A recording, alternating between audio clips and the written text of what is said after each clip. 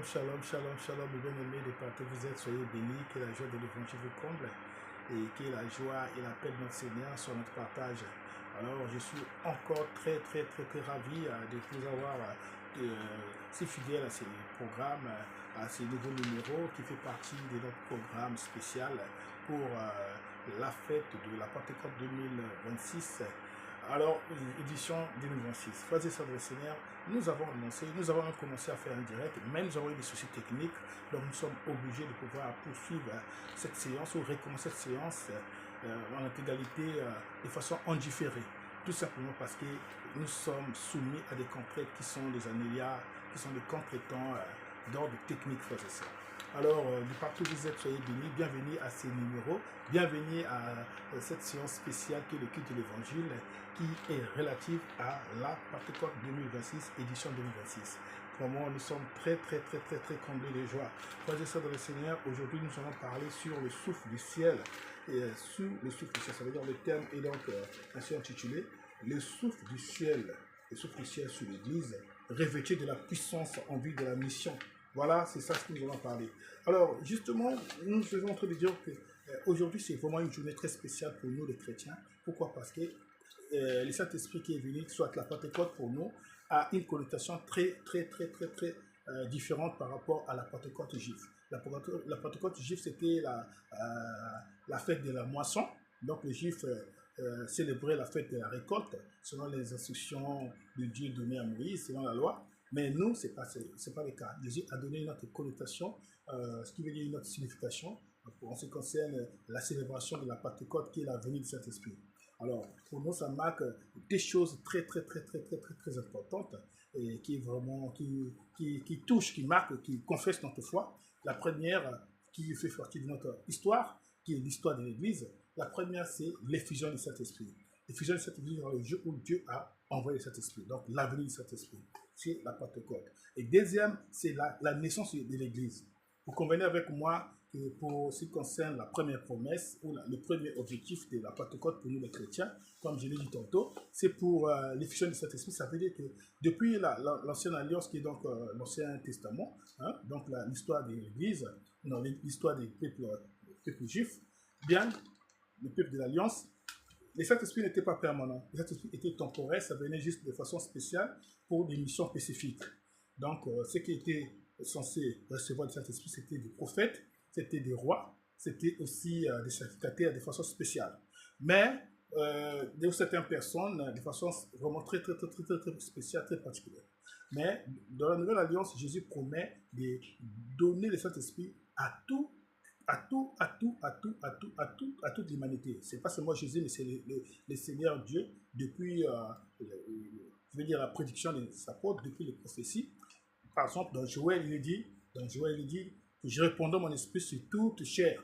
Donc, vos fils et vos filles auront des visions, les jeunes gens vont prophétiser, les vieillards auront des songes. Ça veut dire que le Saint-Esprit sera permanent dans toute l'humanité. C'est ce que Dieu avait promis, avec beaucoup de promesses. Vraiment, on n'a pas vraiment le temps, sinon on va plutôt mettre le temps sur une autre dimension de choses. Mais il y a beaucoup de promesses où Dieu avait promis les Saint-Esprit. On a fait tellement de séminaires, parce que chaque fois nous faisons des séminaires pour parler de la présence du Saint-Esprit, les rois du Saint-Esprit, la puissance du Saint-Esprit, la personne du Saint-Esprit. Aujourd'hui, nous allons voir un autre angle, ça sera justement parler du souffle. Les souffles, comme je veux dire, l'élément vital qui donne l'existence à l'Église. C'est là où nous allons mettre notre action. Et donc, justement, en guise à titre de rappel, nous sommes en train de vous expliquer que le Saint-Esprit est venu, donc, comme, dirais-je, garantie de bien à venir, qui fait partie des prémices des choses que le Seigneur nous a promis dans l'éternité et dans une vie spirituelle qui est, je veux dire, une vie nouvelle, comme étant une nouvelle alliance en Jésus-Christ, frères et sœurs. Et donc, dans cette alliance, Dieu promet de nous faire son peuple. Dieu promet, frères et sœurs, de nous faire une nouvelle Israël, et comme étant, frères et sœurs, un nouveau peuple d'adorateurs, un nouveau royaume de sacrificateurs. Dieu promet, frères et sœurs, de pouvoir habiter en nous, comme étant, frères et sœurs, une nouvelle alliance. Voilà ce que le Saint-Esprit confirme, c'est-à-dire son avenir confirme, justement par la promesse de Jésus. Tout cela était possible, quoi? Tout cela était possible justement par ce qu'on appelle l'œuvre de la rédemption que Jésus a accomplie de façon parfaite, frères et sœurs. Sur la croix, Jésus a payé la dette, Jésus a rempli toutes les exigences de la loi et Jésus comme dirais-je, a satisfait la justice de Dieu. Donc, une fois que Jésus a fait cela, il est mort et est allé proclamer sa victoire dans les enfers, hein, chez Satan, et en plus, il a libéré tous les captifs, tous les âmes qui étaient pris comme otages par la corruption d'Adam, le péché de la nature humaine que nous avons hérité de la corruption d'Adam. Et Jésus a tout résolu les problèmes dans le sens de pouvoir vaincre les péchés, vaincre la mort, vaincre le royaume de Satan. Il les a dépouillés, il les a vraiment désarmés. Il a pris toute l'autorité et Jésus, une fois, a couronné l'œuvre de sa rédemption par la résurrection. Alléluia. Une fois la résurrection était faite, Jésus commençait seulement juste à rappeler, à ses apôtres que maintenant il va aller pour une seconde mission qui est donc d'aller nous préparer des places dans le ciel et en même temps aussi nous représenter l'humanité dans le ciel, en même temps aussi intercéder pour nous et en même temps aussi, frères et sœurs du Seigneur, nous envoyer le Saint-Esprit parce qu'il avait dit, vous ne pouvez pas continuer à rester tant que je ne veux pas encore accomplir l'œuvre dans le ciel, vous devez attendre et au moment là, vous serez justement conduit par le Saint-Esprit. Le Saint-Esprit sera pour vous un avocat. Le Saint-Esprit sera pour vous un intermédiaire, un intercesseur. Le Saint-Esprit sera là, votre conseiller, votre consolateur. Voilà donc le but. Donc, Jésus a vraiment envoyé le Saint-Esprit qui était pour nous une promesse de bénédiction, frères et sœurs. Oui, nous avons vu toutes ces choses-là. Et donc, justement, parlons maintenant de l'accomplissement de la promesse de Dieu qui est le Saint-Esprit. Frères et sœurs de le Seigneur, la promesse que Jésus avait faite est arrivée à se réaliser. Comment? Il avait promis qu'il devait donner le Saint-Esprit. Alors, voilà, 50 jours après sa mort et sa résurrection, Jésus, voilà, a envoyé le Saint-Esprit. Je voulais te dire, toi qui me suis, quel que soit le temps, la promesse de Dieu dans ta vie va toujours se réaliser. Le Saint-Esprit n'était qu'une promesse. Je répète, c'est pour nous quelque chose de très spécial. Parce que dans l'ancien temps, il n'y avait pas le Saint-Esprit comme aujourd'hui. Le Saint-Esprit est venu pour vivre avec nous de façon éternelle. Frères et sœurs, ça veut dire jusqu'au jour où il va préparer l'Église à l'enlèvement et enlever l'Église, frères et sœurs, et vivre, il va préparer ou il va organiser ce mariage qui sera la noce. La noce veut dire, je ne parle du mariage, de la fête, des célébrations entre l'époux et l'épouse. Ça veut dire l'Église et Christ, frères et sœurs. Ça sera ce qu'on appelle l'élévation de l'épouse. Ça veut dire que l'Église qui est représentée de façon symbolique, l'épouse de Jésus, et Jésus qui est présenté comme l'époux. Et donc, il y aura mariage. Et le Saint-Esprit est comme l'ami fidèle. Voilà pourquoi dans Apocalypse chapitre 1, il est dit que l'Esprit Dieu vient, l'épouse Dieu vient. Ça veut dire que le Saint-Esprit est l'ami qui est de notre côté. Il est avec nous parce qu'il est en nous. Mais il est aussi des côtés du Père parce qu'il joue l'intermédiaire, notre intercesseur entre Jésus qui est au ciel et nous qui sont ici. Donc, ça veut dire que le Saint-Esprit, ce qu'il fait, frères et sœurs, il nous maintient entre la présence de Dieu et en même temps, nous qui sommes encore sur la terre. Voilà pourquoi il dit, l'Esprit dit viens et l'épouse dit viens. Ça veut dire que le Saint-Esprit aspire à ce qu'on appelle l'espérance du retour de Jésus, tout comme l'Église est fondée sur cette perspective d'attendre le retour de Jésus qui est allé nous préparer des places dans le ciel. Donc, pour ne pas rester orphelin, le Saint-Esprit est là pour nous maintenir dans la présence. Et c'est ce que Jésus avait promis, frères et sœurs. Alléluia. Oui. Maintenant, le souffle, frères et sœurs. Nous allons parler du souffle du ciel sous l'Église. Le souffle du ciel sous l'Église. Frères et sœurs, dans le Seigneur, vous devez savoir, comme je disais tantôt, les promesses de Dieu ne faillissent jamais. Quel que soit, au moins ce soit un homme qui t'a promis. Mais si c'est Dieu qui t'a promis, frères et sœurs, il gère les temps et les circonstances à ta faveur. Comme il avait dit dans Habakkuk, il dit, écris-les sur les tables de pierre, soit même de ton cœur, sur ton cœur. Quand le temps viendra, cela s'accomplira. Même si elle tarde à venir, elle s'accomplira certainement. Donc, les Juifs et les disciples de Jésus ne pouvaient pas comprendre comment ces choses devaient se réaliser. Ils ne savaient pas que ça devait arriver. Mais Jésus leur dit qu'une fois que je suis enlevé, vous resterez à Jérusalem. Et notamment, vous ne devez pas vous éparpiller, vous devez rester unis et vous devez rester concentrés dans la prière. Parce que je vous enverrai le Saint-Esprit, frères et sœurs. Voilà pourquoi, dans Actes chapitre 2, qui fait donc l'objet de notre premier texte, donc Actes chapitre 2, le verset 2 à 4, la Bible dit que un bruit comme, euh, un bruit comme du vent impétueuse. Alors, vint là où ils étaient. Frères et sœurs, ce n'est un bruit. Ça veut dire que ce n'était pas quelque chose de spirituel, mais c'était quelque chose de spirituel et naturel. Ça veut dire que le bruit, c'était réellement le bruit. Par exemple, là, vous allez seulement entendre les bruits du ventilo, parce que ça fait chaud et j'ai le ventilo à mes côtés. Frères et sœurs, ça veut dire que c'est un bruit qui est naturel. Et les jours où le Saint-Esprit est venu, il y a eu un bruit naturel, mais ce bruit-là était les conséquences d'une force spirituelle. Donc, le souffle du ciel devait descendre, frères et sœurs. Tout, on parlera du bruit comme du vent.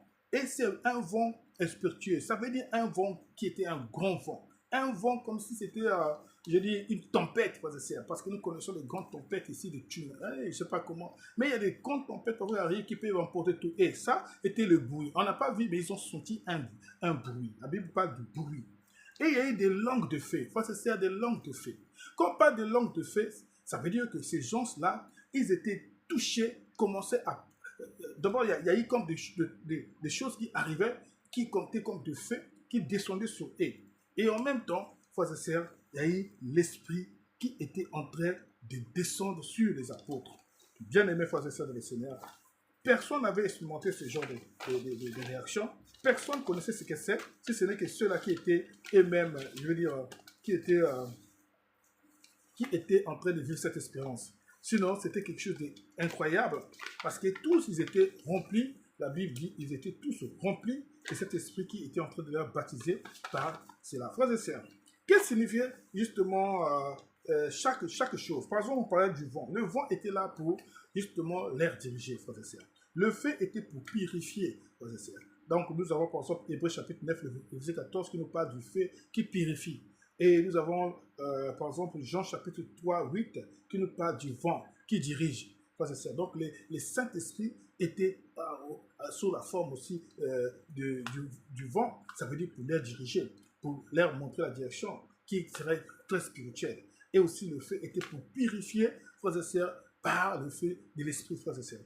Et nous avons les langues qui devaient annoncer que l'évangile est venu sur une dimension transculturelle. L'évangile est venu sur une dimension sans frontières. L'évangile est venu sur une dimension sans barrière, frères et sœurs. Voilà donc le but de la venue du Saint-Esprit de façon incroyable. Oui, l'Esprit ne connaît pas les frontières. Frères et sœurs dans le Seigneur, nous devons savoir que la différence qui existe entre l'Église et d'autres religions, ça veut dire, je parle de l'Église dans le christianisme, c'est que nous avons un esprit qui n'est pas de ce monde. L'Esprit de Dieu est venu construire l'Église, frères et sœurs. L'Église n'était que promesse avant que cet esprit puisse venir. Quand je parle de promesse, ça veut dire que Jésus était en train de prophétiser sur l'Église. Quand il a demandé à ses apôtres qui était réellement sa nature, il était qui? Alors personne n'avait donné la bonne réponse, sauf Pierre. Pierre qui avait répondu de façon positive, il lui a dit que toi tu es le Fils de Dieu, le Christ, celui qui devait venir. Alors le Seigneur lui dit, Jésus lui dit, eh bien c'est mon Père qui t'a révélé, ce n'est pas la chair et le sang. Et le Seigneur lui dit que tu es Pierre, sur cette pierre je bâtirai mon église. Et les portes de l'enfer ne pourront rien contre elle. Ça veut dire quoi, frères et sœurs? Ça veut dire que sous la vérité de la confession comme Jésus-Christ est Seigneur et Sauveur, comme le Christ, le Fils de Dieu béni, qui est venu pour nous sauver en tant que Messie, alors c'est dans cette idéologie qui veut dire cette vérité que l'Église devait se construire. Donc Jésus va annoncer. En même temps, frères et sœurs, Pierre aussi fut celui que Jésus a délégué, comme il a dit que je te donne les clés, et alors je te donne les clés à c'est toi, qui est donc celui qui va ouvrir. Frères et sœurs, qui va ouvrir. Pierre était celui qui représentait l'Église. L'Église était, donc je veux dire la police de Dieu aussi, mais d'une autre manière, frères et sœurs, Pierre était le premier aussi à prêcher l'Évangile, et parmi les Juifs, où il y a eu des gens qui se sont convertis. Pierre était le premier, frères et sœurs, à ouvrir la porte du ciel. Une fois ils ont été revêtus de la puissance, à prendre la parole, la Bible dit qu'il y a eu plus de milliers d'âmes qui sont converties ces jours-là. Donc, nous allons voir que parmi les choses qui sont très importantes pour ce qui concerne l'Église, nous devons reconnaître qu'une Église qui existe doit toujours être toujours lié avec le cordon ombilical qui est donc l'élément vital qui fait l'essentiel de l'Église, l'existence de l'Église, qui maintient l'Église, c'est le souffle du ciel, frères et sœurs. Donc, si l'Église n'a pas le souffle du ciel, on ne peut pas dire. Quand on parle du souffle du ciel, ça veut dire l'Église doit toujours être connectée avec le ciel, avec la puissance de l'Esprit qui est ici, qui est omniprésent, frères et sœurs. Donc, voilà pourquoi nous dirons aussi que l'Esprit ne connaît pas de frontières. Frères et sœurs, la Bible déclare que ces jours où les enfants de Dieu sont retrouvés, c'était les jours de la Pentecôte. Ils étaient sortis de partout dans l'Empire romain. D'autres sortaient du côté de la Méditerranée, d'autres venaient du côté de l'Asie mineure, et d'autres étaient de toutes les frontières géographiques qui dominaient l'Empire romain. Ça veut dire que c'était une journée. Et ce n'était pas seulement des Juifs. Il y avait aussi d'autres nations qui étaient venues. Il y avait des Juifs. D'abord, en premier plan, c'était des Juifs qui étaient des Juifs hellénistiques, ça veut dire des Juifs qui vivaient dans les diasporas. Et aussi, il y avait des Juifs qui étaient partout dans les régions de toutes les régions qui composaient la Palestine. Et il y avait aussi des gens qui aimaient, la religion des Juifs, qui est donc les créants de Dieu. Et il y avait des prosélytes, ceux qui sont convertis, qui étaient devenus qui s'est converti à la nation, qui s'est converti à la foi du judaïsme, mais qui n'étaient pas des Juifs. Comprenez-moi, je veux dire que les prosélytes, ce sont des gens, ils se sont convertis à la religion du judaïsme, mais ils étaient d'origine d'autres races et d'autres nations. Donc, tous ces mondes étaient retrouvés pour célébrer la fête de Pentecôte. Donc, quand il y a eu l'événement de l'effusion du Saint-Esprit, quand les vents, qui étaient donc un vent, comme la Bible le décrit ici, un vent un vent impétueux, alors tous ont été touchés. Ils ont senti les secousses dans la chambre haute. Parce que la chambre haute était hermétiquement fermée, mais ils ont senti quelque chose d'extraordinaire. Ils ont senti une puissance, frères et sœurs, alors venir justement envahir le lieu où il y avait les apôtres. Et tous ces mondes-là, quand ils ont vu cela, frères et sœurs, la Bible dit que les apôtres sont sortis de la chambre remplie de l'Esprit, et c'est comme ça qu'ils commençaient, tous tomber en extase et commençaient à parler. Mais c'est quelque chose de très différent, quelque chose de très, je veux dire, incroyable, c'est que chacun était en train de parler dans des langues connues par ceux-là qui étaient sur place, alors que tous ne parlaient pas la même langue. La Bible dit que les apôtres, eux, ils parlaient hébreu et araméen. Ça veut dire que c'était des langues de chez eux, des langues locales. Mais remplis du Saint-Esprit, ils étaient capables finalement de parler des langues qui étaient entendues avec, frères et sœurs, je veux dire, à un niveau où ça dépassait l'entendement, ça dépassait les limites géographiques. Voilà pourquoi on parle du Saint-Esprit qui brave ce qu'on appelle les barrières linguistiques. Ça veut dire que quand, frères et sœurs, nous sommes dans une église qui est censée être une église remplie de l'esprit, et il y a encore le tribalisme, il y a encore l'esprit xénophile, il y a encore l'esprit, frères et sœurs, de rejet des autres, ça veut dire que ce n'est pas le Saint-Esprit. Parce que le Saint-Esprit accepte tout le monde. Je répète, ça accepte tout le monde. Quand on veut, ça accepte tout le monde, veut dire toutes les nations sont représentées, toutes les nations sont acceptées. Il n'y a pas de barrières, de frontières, il n'y a pas de barrières ethniques, il n'y a pas de barrières tribales, il n'y a pas de barrières, frères et sœurs, parce que nous avons tous été baptisés du même Saint-Esprit. Voilà pourquoi les jours de la Pentecôte, les gens étaient surpris de voir que les apôtres étaient en train de parler dans leur langue propre, leur langue maternelle. Vous savez, aujourd'hui, on a toujours considéré que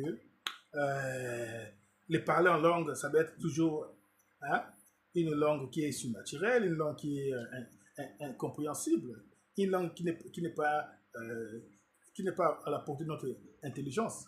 Mais ici, on nous dit, non seulement il y avait certainement les parler en langue, mais il y avait les langues qu'ils étaient en train de parler, c'était les langues intelligentes des gens qui étaient sur place. Chacun écoutait, chacun comprenait à sa langue. Nous ne sommes pas obligés aujourd'hui de pouvoir avoir ce même esprit. Ça dépend de Dieu, ça dépend de sa souveraineté. Si vous êtes parti dans un milieu où vous ne parlez pas l'anglais, l'Esprit peut vous saisir, vous pouvez parler l'anglais.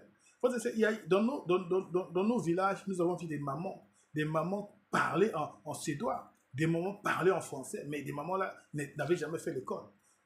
Et des mamans lire la Bible. Pourquoi? Parce que tout simplement, c'était le Saint-Esprit. Il y a eu des mamans donc qui pouvaient vraiment te parler un français compliqué. Ils pouvaient te parler un français académique. Ils pouvaient te parler même en anglais. À un moment tombé en extase en train de parler en anglais, en train de communiquer avec des blancs. Les blancs qui sont sur place, ils sont dépassés par la réalité. Tout simplement parce que ce sont des choses qui arrivent. C'est le Saint-Esprit qui est souverain. Le Saint-Esprit, c'est l'Esprit autre qui est l'Esprit suprême, l'Esprit supérieur. Et c'est ça, voilà donc le rôle et voilà l'action du Saint-Esprit. Mais bien aimés, frères et sœurs, nous parlons d'une chose. Aujourd'hui, nous avons encore des églises qui sont seulement ethniques. Ça veut dire, si par exemple l'église des Congolais, il n'y a que des Congolais, et dans les Congolais, il y a des races qui sont tribales. Donc, on ne peut pas accepter les autres, et les autres n'ont pas la place. Ça veut dire quoi? Ça veut dire que si tu arrives là-bas, tu es exclu. On parle que leur langue, alors qu'ils sont dans un milieu où il y a tout le monde. Pourquoi? Parce que simplement parce qu'ils sont tribales. Mais bien les frères et sœurs, ici on nous dit que le Saint-Esprit était venu, il a brisé les barrières linguistiques, il a brisé les barrières des frontières, frères et sœurs. Il a brisé les barrières des limitages. Et le Saint-Esprit transcende sur le temps et l'espace.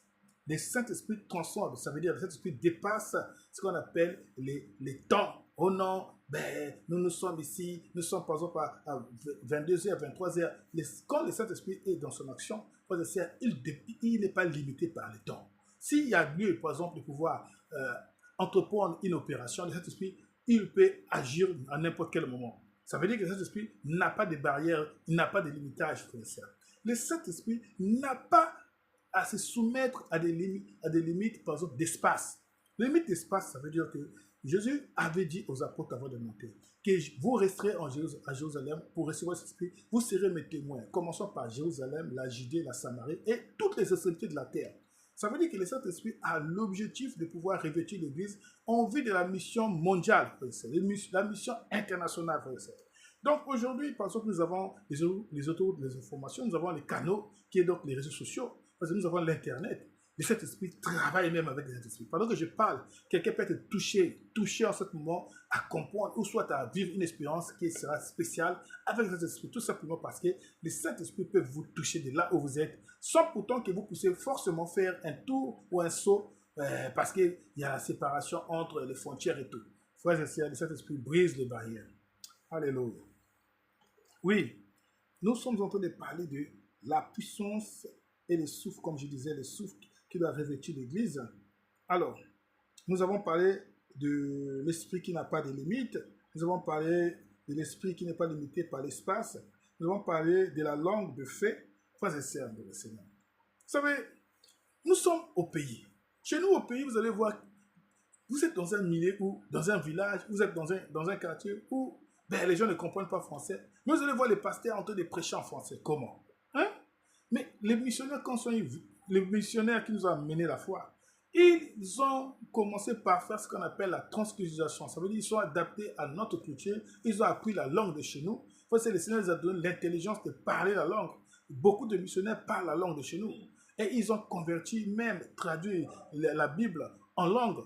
Ça veut dire quoi? Ça veut dire que c'est pour que ça soit quelque chose. Mais la différence qui existe avec l'Église, comprenez-moi, d'autres religions sont des religions extrémistes.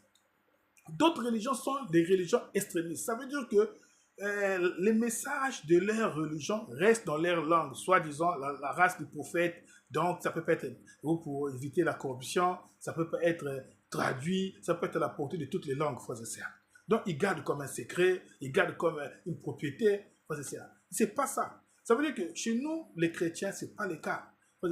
L'Église doit s'adapter, comme dirais-je, à la culture et à toutes les cultures.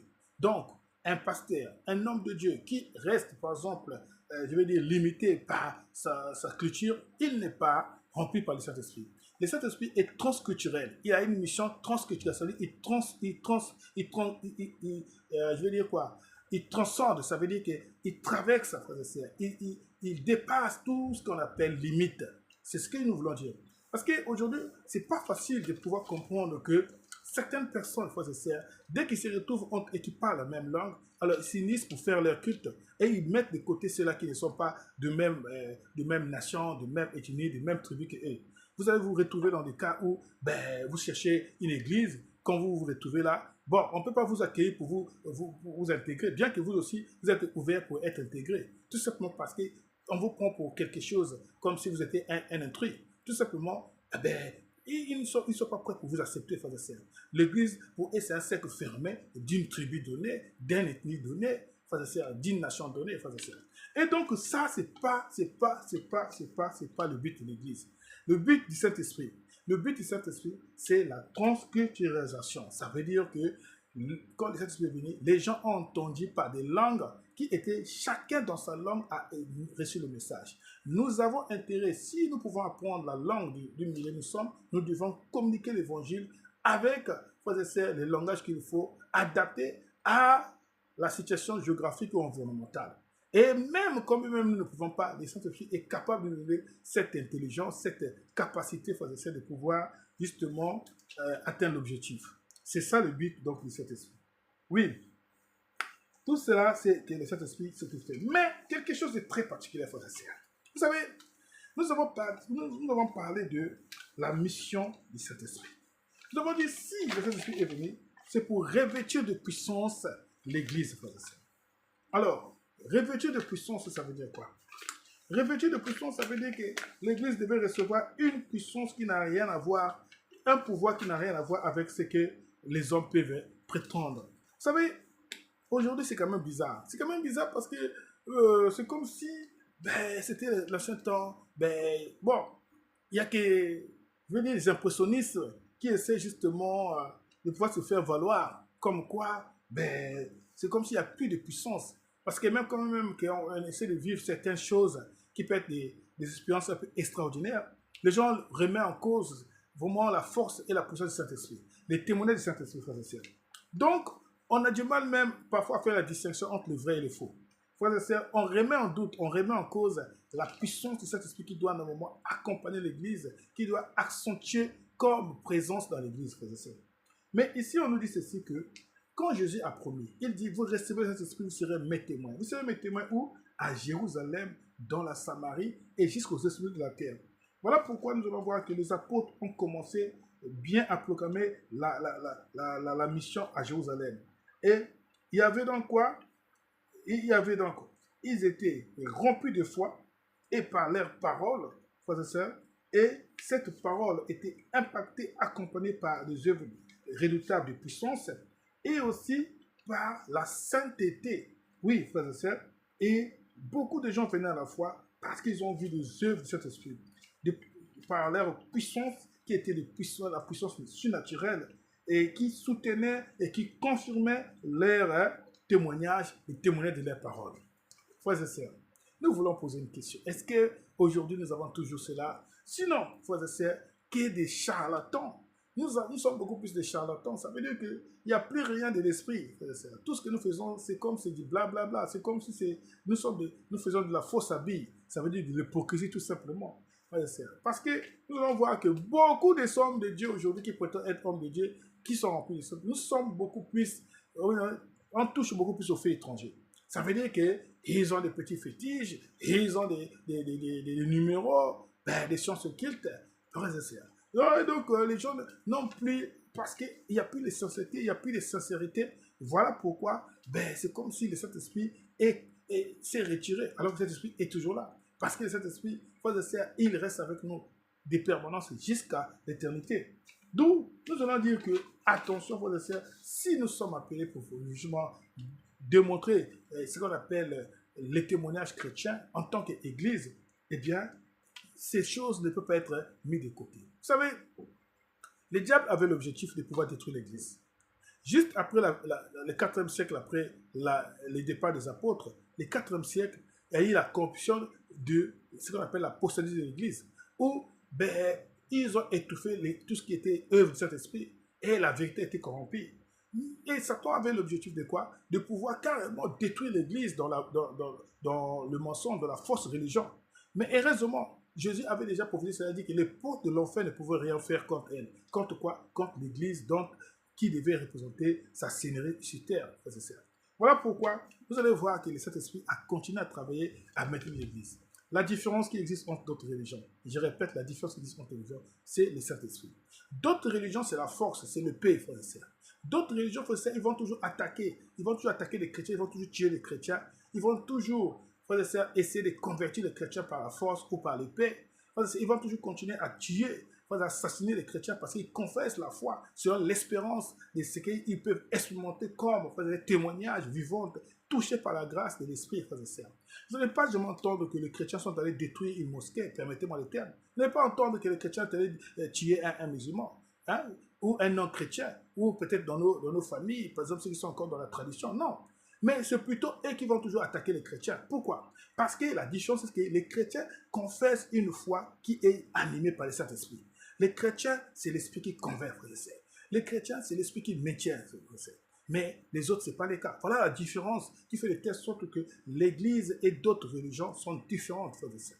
Parce que l'Église est maintenue que par la puissance de Saint-Esprit, le Saint-Esprit qui impacte l'homme, qui convainc l'homme. Même si certaines personnes sont converties à cause de l'appartenance de leur pays, le pays est christianisé, le village est christianisé, il y a la culture chrétienne. Voilà pourquoi eux aussi sont nés de familles chrétiennes, de traditions chrétiennes, ils sont devenus chrétiens. Mais en réalité, l'espérance de l'esprit, c'est ce qui l'homme peut expérimenter de façon personnelle, de façon étroite, de façon intime avec l'esprit. Et c'est ce qui fait que la personne peut accepter la foi et peut suivre Jésus. Et tout cela est possible que par la puissance du Saint-Esprit, frères et sœurs, une fois que la personne a été touchée par la grâce c'est quoi? De la parole qu'il a reçue, frères et sœurs. Et il peut prendre témoignage de la foi en Jésus-Christ et de façon libre, pas qu'on puisse l'imposer parce qu'il est né d'une famille, parce qu'il est né dans un pays, parce qu'il est influencé par telle raison, frères et sœurs de le Seigneur. Voilà la différence qui existe et qui fait de telle sorte que le Saint-Esprit et l'Église est de nature divine, frères et sœurs. Alléluia. Oui, nous sommes à la fin. Alors, nous sommes à la fin, justement. C'est pour dire que, frères et sœurs, l'Église, comme on nous dit ici, quand ils ont reçu le Saint-Esprit, ils ont grandi spirituellement. Et voilà, l'Église a été, frères et sœurs, jusqu'aujourd'hui victorieuse grâce à la présence du Saint-Esprit. Je voulais te poser une question, frère et sœur. Toi qui me suis, et en ce moment, nous sommes là. Est-ce que réellement, votre Église est revêtue de la puissance du Saint-Esprit, frère et sœur? Est-ce que votre famille est revêtue du Saint-Esprit? Parce que vous devez savoir que l'Église a commencé dans une maison, on dit de la chambre haute, dans une chambre, frère et sœur. Donc, ce n'est pas les bâtiments qui fait l'Église. C'est juste l'ensemble de ceux qui confessent la foi en Jésus ou de la personne qui confesse la foi en Jésus. Frères et sœurs, Jésus comprenait ces choses, il avait prophétisé, il dit que l'heure vient où le vrai adorateur adorera Dieu en esprit et en vérité. Ce ne sera pas dans le temple de Jérusalem, ce ne sera pas sur la montagne où les Samaritains adoraient Dieu, mais ce sera plutôt dans une relation interpersonnelle avec Dieu. Ça veut dire que, frères et sœurs, le Seigneur, aujourd'hui, nous n'avons plus besoin de quoi que ce soit que notre relation intime, interpersonnelle avec Dieu pour pouvoir rester en communion avec Dieu. Rien que par ça, les nous mettions par le souffle et alors nous pouvons rendre témoignage et nous pouvons aussi démontrer des œuvres de puissance. Oui, mais une question revient. Est-ce que notre Église, est-ce que notre maison, est-ce que notre vie est revêtue du Saint-Esprit? Point d'interrogation. Oui, frères et sœurs. Parce que quand le Saint-Esprit est venu dans la maison où il a rempli la maison. Frères et sœurs, votre maison est remplie de quelle puissance? Je voulais te poser la question. Votre maison est remplie de quelle puissance? Parce que jusqu'aujourd'hui, il y a encore des familles, il y a encore des gens qui n'ont rien à voir avec la puissance du Saint-Esprit. Frères et sœurs, il y a encore des gens, il y a encore des familles, il y a encore des hommes qui n'ont rien à voir avec la puissance du Saint-Esprit. C'est plutôt des puissances de fétiches. C'est plutôt de puissance, frères et sœurs, de ce qu'on appelle les génies des eaux, les génies des forêts. C'est encore la puissance de la coutume, c'est encore la puissance de la tradition qui reste encore, frères et sœurs, morte et qui prend les gens en otage. Donc, toute une famille en otage, frères et sœurs. Ils sont encore ancrés dans la culture, ils sont encore ancrés dans ces choses. Et ils sont encore en train de pérenniser cela, des héritages des générations. Comme quoi, ils ont leur puissance, ce sont leurs totems, frères et sœurs. Il y a d'autres qui sont encore dans cette... Voilà pourquoi vous allez voir certains vont même aller dans les sciences occultes pour aller prendre des numéros, des talismans, frères et sœurs, pour se protéger, pour dominer, pour la gloire, frères et sœurs. D'autres, c'est pour la richesse, pour la fortune, frères et sœurs. Et d'autres ont des choses dans leur famille. Frères et sœurs, c'est pour avoir plus de chance, pour avoir plus de pouvoir, pour avoir plus d'argent. Et toutes ces choses-là, ce n'est pas la puissance du Saint-Esprit. Mais, frères et sœurs dans le Seigneur, nous, la Bible dit, ce n'est ni par la force, ni par l'intelligence, mais par la puissance du Saint-Esprit seul. Ce n'est qui vient de Dieu et qui est venu pour nous les jours de la Pentecôte. C'est ce que nous célébrons et ce qui nous maintient et ce qui nous soutient, ce qui nous accompagne à envie de pouvoir arriver jusqu'à parvenir jusqu'à, frères et sœurs, les jours où le Seigneur a préparé pour le retour, frères et sœurs. Bien-aimés, frères et sœurs, nous avons chanté Pevalongo Sadisi, Fidusu Kwamvulusi, Mokometo Simbangan, Tubanzenza Mwamuza, Utusungi Kamuza, Ekuzululungisa. Frères et sœurs, le Saint-Esprit, celui qui nous soutient, et le Saint-Esprit, frères et sœurs, il soutient l'Église, il soutient les chrétiens, il nous soutient sur beaucoup de choses. Dans notre faiblesse, c'est le Saint-Esprit qui est là pour nous convaincre, frères et sœurs. Dans notre faiblesse, c'est le Saint-Esprit qui est là pour nous donner le courage, pour nous fortifier, frères et sœurs. Notre faiblesse, c'est le Saint-Esprit qui nous ramène à la raison quand nous sommes tombés, quand nous marchons d'une manière corrompue, frères et sœurs. Le Saint-Esprit est là pour nous donner la puissance devant toute autorité, toute puissance qui ne confesse pas la seigneurie de Jésus. Nous avons la victoire comme Jésus nous a donné le pouvoir en tant que corps. Il y a doute le dépôt de la grâce. Et nous avons aussi le Saint-Esprit qui nous maintient pour pouvoir entretenir l'héritage qui nous a été donné grâce justement à l'action du Saint-Esprit, à l'action de la croix, frères et sœurs. Alors, je vous dis merci beaucoup. Alors, je voulais justement te dire, toi, qui peut-être confond et qui peut-être doute de ce que tu es et qui aussi n'a jamais compris. Vous êtes dans une église où on ne parle pas du Saint-Esprit. Les gens ne veulent pas qu'on parle du Saint-Esprit. C'est l'intelligence de l'homme qui prend le dessus. Ça veut dire que c'est une église anthrocentrique, où Christ n'est pas au centre. Ce n'est pas une église christocentrique. Faites attention. On ne peut pas faire des programmes, on ne peut rien faire sans qu'on consulte le Saint-Esprit. Le Saint-Esprit est au centre de l'œuvre de la vie chrétienne, frères et sœurs. Nous ne pouvions pas mettre de côté. Sinon, nous n'allons pas expérimenter voir la grâce de Dieu.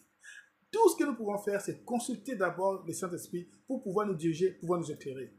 Jésus a dit qu'il connaît, c'est Paul même qui a dit, il dit que qui connaît ce qui se cache dans le cœur de l'homme, ou qui connaît la nature de l'homme, ce n'est que Dieu. Or, le Saint-Esprit connaît la nature de Dieu, connaît les secrets de Dieu, connaît aussi l'homme. Voilà pourquoi nous allons voir que, frères et sœurs du Seigneur, nous ne pouvons pas être surpris si nous avons le Saint-Esprit. Bien aimé, le Saint-Esprit, c'est une richesse et une lumière dans nos vies, frères et sœurs. Le Saint-Esprit, c'est une lumière pour éclairer nos familles, frères et sœurs. Vous allez voir que si vous avez le Saint-Esprit, rien ne peut vous surprendre. S'il y a quelque chose qui va arriver, c'est dans la volonté de Dieu, vous allez toujours voir. Et Dieu va vous communiquer, soit dans une vision, soit dans un songe. Voilà pourquoi le Saint-Esprit est venu, frères et sœurs, et nous a baptisé des dons qu'on appelle les actes de l'Esprit, frères et sœurs. Donc le Saint-Esprit nous donne la possibilité d'expérimenter des dons qui n'ont rien à voir avec les sons. Parce que d'autres personnes pourraient avoir des dons naturels, des dons, je veux dire, surnaturels. Ils ont payé de leur argent. D'autres ont payé par les sons. D'autres ont payé par beaucoup de sacrifices pour pouvoir avoir le don surnaturel. Par exemple, de pouvoir prédire l'avenir. Par exemple, frères et sœurs. D'autres pour faire des miracles. Mais nous avons la puissance du Saint-Esprit. La puissance du Saint-Esprit n'est pas pour une catégorie de personnes. Oh non, parce qu'il est pasteur. Oh, parce qu'il est prophète. Le Saint-Esprit travaille sur tout le monde. C'est juste votre communication, votre façon d'être en intimité, votre sanctification, frères et sœurs. La puissance du Saint-Esprit est venue pour tout le monde. D'abord la personne et la puissance du Saint-Esprit. Donc, il n'y a pas des personnes privilégiées pour expérimenter la puissance du Saint-Esprit, frères et sœurs. Donc, nous devons faire attention pour certaines personnes qui sont de faux serviteurs, qui sont en train d'amener les gens. Il n'y a personne qui peut te communiquer l'onction. L'onction nous avait été donnée par le Saint-Esprit dès le jour où nous avons cru en Jésus-Christ et depuis la Pentecôte, frères et sœurs. Donc, aujourd'hui, que l'on ne nous divertit pas, comme quoi, il faut d'abord des cérémonies. Vous savez, ce qui est dommage aujourd'hui dans nos églises, il y a d'autres personnes qui sont devenues comme les détenteurs du Saint-Esprit. C'est eux qui imposent la main sur des personnes pour que la personne puisse avoir le Saint-Esprit. C'est eux qui déversent de l'huile sur des personnes. Oh non, l'huile d'onction pour que tu puisses recevoir le Saint-Esprit. Frères et sœurs. Donc, il y a des faux enseignements comme ça où les gens aussi, dans l'aveuglement, dans l'ignorance, acceptent ces choses, frères et sœurs. Alors que tout est seulement par la foi. L'Église de Dieu, revêtue de la puissance du Saint-Esprit, c'est tout à fait impératif. L'événement a été depuis le jour de la Pentecôte et ça continue à accompagner l'œuvre, comme a dit la parole jusqu'à aujourd'hui. Ça n'est pas limité par le temps, peut-être pour dire que ce que les apôtres ont connu, c'était un autre Saint-Esprit. Ce que nous avons aujourd'hui, c'est un autre Saint-Esprit. C'est le même Saint-Esprit que nous avons reçu, frères et sœurs. Et le Saint-Esprit sait aussi s'adapter au temps et aux circonstances, frères et sœurs. Le Saint-Esprit, c'est notre héritage qui est avec nos frères et sœurs dans le Seigneur. Attention que l'on ne te trompe pas. C'est bien pour nous de pouvoir maintenir le Saint-Esprit parce que le Saint-Esprit nous éclaire. Il n'y a pas un démon, il n'y a pas un sorcier, Il n'y a pas un magicien, frères et sœurs. Ceux qui sont dans le monde occulte, dans le monde des ténèbres, dans le monde des démons, vous savez, et ils ont des degrés. Des degrés, et chaque degré a un sacrifice. Les sacrifices de sang, les sacrifices de ceci, les sacrifices de pouvoir. Sacrifier sa dignité en tant qu'homme, par exemple, devenir pédé, par exemple, devenir lesbienne. D'autres, ce sont les membres de son corps, ils doivent des organes qu'il doit sacrifier. D'autres, ce sont des actes d'inceste qu'il doit pratiquer, des actes abominables pour avoir certaines puissances. Mais nous avons la puissance de cet esprit gratuit, frères et sœurs. C'est une puissance qui peut nous aider, qui peut travailler sur tous les plans, dans toutes les dimensions, sans pourtant qu'il y ait sacrifice, sans pourtant qu'il y ait versement de sang. On n'a pas besoin, il faut acheter un mouton, il faut sacrifier un mouton, il faut sacrifier un coq, il faut se réveiller à minuit, il faut aller te mettre nu au milieu du carrefour, il faut aller au milieu de la parcelle de la maison pour ceux qui sont au pays, il faut aller devant la rivière ou dans le cimetière à 0 heure. Frères et sœurs, on n'a pas besoin de tous ces cérémonies, de tous ces rituels. La puissance du Saint-Esprit dans la vie de tout un chacun qui compose le corps de Christ, qui est le corps mystique qui est de l'Église, frères et sœurs, est gratuite. Et une Église qui est censée être une Église de Dieu, frères et sœurs, c'est une Église où les gens trouvent des solutions par la puissance du Saint-Esprit.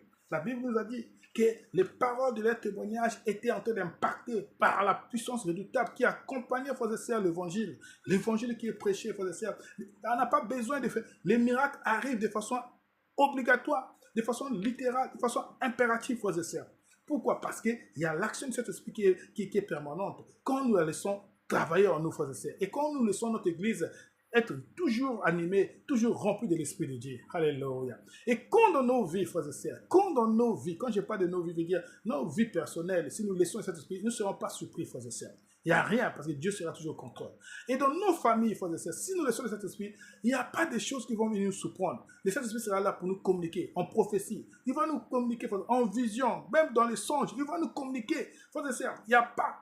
Si vous êtes rempli de cet esprit dans la famille, vous êtes devenu le lampadaire de votre famille. Vous êtes la lumière de votre famille, frères et sœurs. Alors vous pouvez sauver plus des hommes. Vous allez sauver votre famille. Vous allez sauver, frères et sœurs, même votre quartier. Vous allez sauver. Bien aimés, frères et sœurs, le Saint-Esprit, c'est une richesse. Et donc, je voulais te poser la question. Est-ce que tu es revêtu du Saint-Esprit? Est-ce que nous sommes revêtus? Le problème, c'est le péché. Le Saint-Esprit, la Bible dit, n'attristez pas le Saint-Esprit, le Dieu que vous avez reçu. Bien aimés, frères et sœurs, nous pouvons te demander pardon parce que frères et sœurs, si aujourd'hui nous ne voyons pas ce que nous devons voir, si aujourd'hui nous n'avons pas les témoignages qu'il faut, si nous pouvons surmonter les témoignages du Saint-Esprit, c'est parce que nous devons nous remettre en cause. À cause de quoi? À cause de nos vies qui ne glorifient pas le Seigneur, frères et sœurs.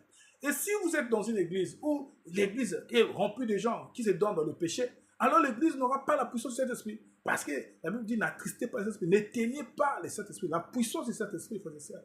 D'autres groupes, d'autres organisations qui sont censées être des organisations chrétiennes ont détruit la puissance du Saint-Esprit. Ont détruit la puissance du Saint-Esprit. Voilà pourquoi vous arrivez là-bas, qu'il y a la chair qui parle. Ça devient un repère de démons, ça veut dire des sorciers, des occultistes qui viennent dominer. Tout simplement parce que les gens ne sont plus spirituels. Les gens n'ont plus le temps de pouvoir laisser la place de choix au Saint-Esprit. Ça veut dire que les gens se sont donnés à tout ce qui est charnel, à tout ce qui est péché, frères et sœurs. Donc, ça devient quoi? Ça devient la panette du diable. Bien aimés, frères et sœurs, est-ce que votre église, frères et sœurs, parce que c'est quand même bizarre de voir dans certains milieux, certaines personnes sont étonnées de voir les gens parler en langue. Je parle de parler en langue remplie de l'esprit, pas de parler en langue où les gens racontent n'importe quoi, les gens fabriquent des parler. Non, frères et sœurs, il y a ce qu'on appelle l'expérience des choses qui dépassent l'entendement, qui émanent de l'esprit, et que quand les gens sont en train de voir ce phénomène, parce que, vous savez, frères et sœurs, la Bible dit, quand les apôtres sont sortis de la chambre haute, tellement ils étaient rompus du Saint-Esprit, ils étaient en train de dégager des phénomènes surnaturels, alors les gens se sont dit qu'ils se sont saoulés. Les gens ont dit que ces gens sont ivres, ils ont pris de l'alcool et du vin et tout cela de façon exagérée, et ils sont saoulés. Voilà pourquoi ils dégagent ce genre d'attitude. Le Saint-Esprit en nous, le Saint-Esprit en nous, frères et sœurs, ça change la personne, ça change. Et quand les manifestations du Saint-Esprit est en train de t'envahir, frères et sœurs, tu peux rester toute la nuit en train de prier sans fatiguer. Tu peux rester toute la nuit, frères et sœurs, en train de parler en langue. Tu peux rester là, tu peux faire des choses incroyables, frères et sœurs. Tu peux aussi vivre certaines choses que personne ne va te comprendre, tout simplement parce que c'est le Saint-Esprit, frères et sœurs. Mais sauf que l'Esprit de Dieu est soumis au prophète. Ça veut dire, Jamais le Saint-Esprit peut te permettre de faire des choses qui vont à l'encontre du péché. Ça veut dire qu'il va aller dans le sens de pouvoir te faire pécher ou pécher les autres. Jamais. Le Saint-Esprit a pour rôle de nous convaincre de nos péchés. Ça veut dire que même si nous sommes en train de faire le péché, en tant qu'enfant de Dieu, le Saint-Esprit est là pour nous dire tu es en train de pécher. Donc même quand tu fais consciemment, le Saint-Esprit est là d'abord parce que l'Esprit de Dieu rend témoignage à notre esprit que nous sommes enfants de Dieu. Donc le Saint-Esprit te dira que ça là c'est pas bon. Tu peux agir comme n'importe qui. Mais quand tu es le Saint-Esprit te convainc sur ce que le Seigneur veut. Ça veut dire être en paix avec tous. Ça veut dire savoir maintenir une relation permanente, une relation juste avec Dieu et les autres qui sont tout autour de nous, qui est la loi de l'Esprit, qui est la loi de l'amour. Le Saint-Esprit, c'est ce qui va t'aider à pouvoir rester fidèle à Dieu, seulement si tu maintiens ta position en tant que chrétien. Que Dieu vous bénisse. Pour aujourd'hui, nous avons dit merci beaucoup pour cette soirée qui était spéciale relative à la fête de la Pentecôte 2026. Bien-aimés frères et sœurs, nous allons prier pour nos églises, que le Seigneur puisse encore nous revivre, redonner, rallumer la flamme de l'Esprit, et que le Seigneur nous pardonne de toute faiblesse qui fait de telle sorte que nous puissions éteindre le Saint-Esprit, nous puissions étouffer la présence et la puissance du Saint-Esprit dans notre vie, dans nos vies et dans notre église, et dans nos familles, frères et sœurs. Que Dieu vous bénisse. Alléluia. Je vais prier. Seigneur, reçois la gloire qui te revient. Merci pour ces moments, oh Dieu de grâce. Nous te disons merci pour ce temps accordé où tu nous as parlé, tu nous as encore rappelé, Seigneur, les bienfaits, Seigneur, de ce que tu as fait pour nous, qui est le bénéfice de ce que tu as accompli, qui est le sceau, notre Dieu, de notre rédemption, Seigneur, qui est les actes de l'Esprit que tu as mis en nous, la puissance de cet Esprit, oh Seigneur, qui crie Abba Père, et aussi, Seigneur, qui, oh notre Dieu, nous prépare pour le jour de l'enlèvement, qui est l'élévation de l'Église. Nous te disons merci pour tout cela. Merci, Seigneur, parce que nous avons reçu ce qu'on appelle le feu du Saint-Esprit, Seigneur, qui est là pour consumer, Seigneur, tout ce qui n'est pas d'affinité avec toi et nous, Seigneur, et avec l'Église, oh Dieu de grâce. Nous disons merci, Seigneur, pour notre Dieu, cet esprit qui transcende sur les barrières, Seigneur, de frontières, de générations, Seigneur, parce que c'est cet esprit, Seigneur, qui nous unisse tous, qui a pour élément essentiel, limité, Seigneur, l'amour, notre Dieu, avec les autres, la paix, Seigneur. Nous disons merci, Seigneur, pour tout cela. Reçois la gloire qui te revient.